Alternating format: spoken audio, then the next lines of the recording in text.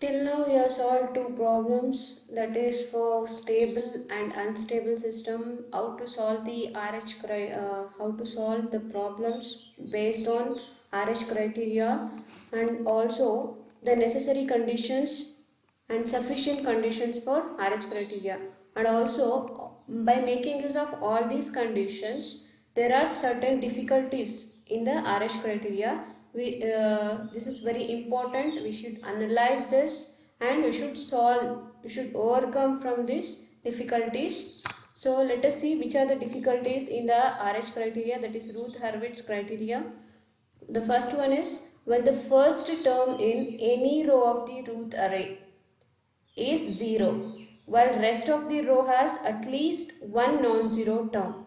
So consider one Routh array. So in that, if you can consider any of the row. So starting the first element, that is in the first column, the first element must be 0 and the remaining elements should not be 0. At least one non-zero element should be present on that particular row. So that is the first difficulty. In case if you have the first element, if you have the first term in any row as 0, then the next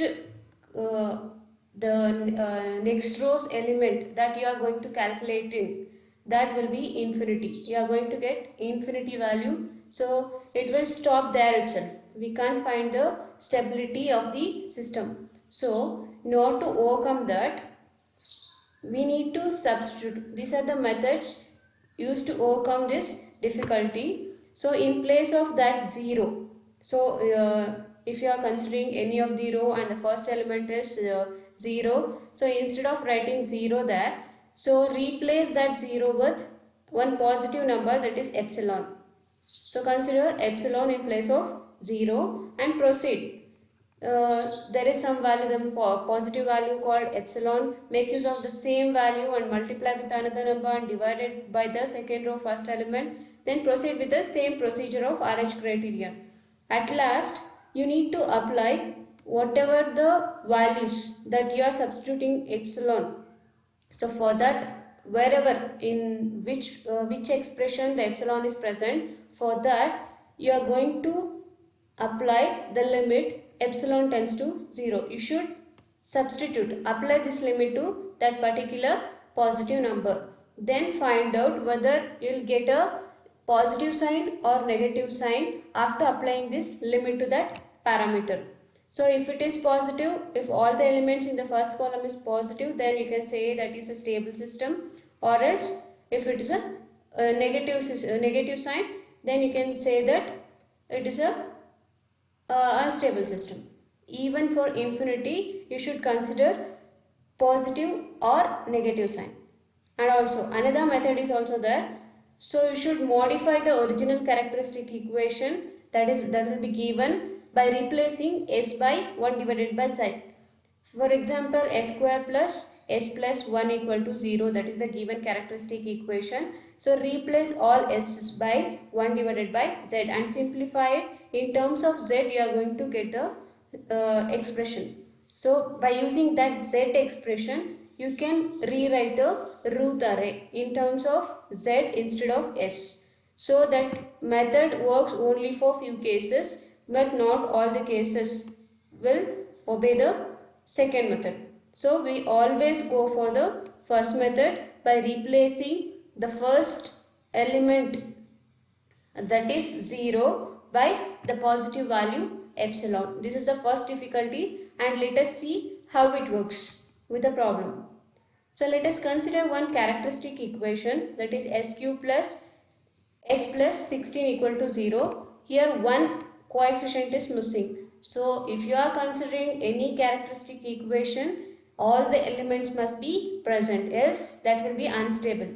So here also we are considering one characteristic equation. Here the coefficient of s square is missing. So we are replacing that expression by 0 into s square, because we can't miss any coefficient in the characteristic equation.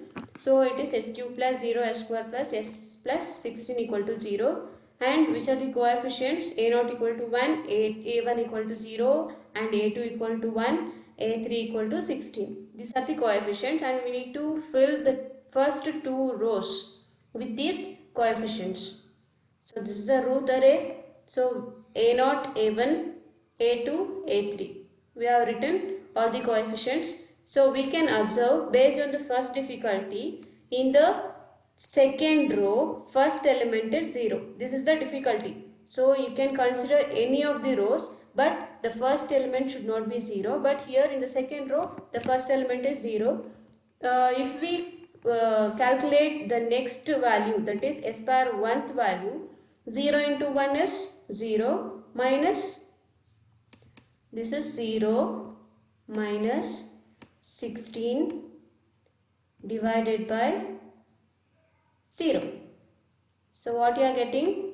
Infinity. Minus 16 divided by 0 is infinity. You should not get infinity value in the root array. So we can't calculate the next value. That is S bar 0 value. We can't calculate the next element. So you should replace this 0 by positive value called epsilon. So replace this 0 by epsilon. So the elements are 1, 1, epsilon 16. So making use of this epsilon, find out the next element which should be present on S bar 1 row. So this is epsilon into 1 minus 1 into 16 divided by epsilon, that we are going to get. So this is epsilon minus 16 divided by epsilon, and in here there are no elements present here, so we can directly write 0 in this place.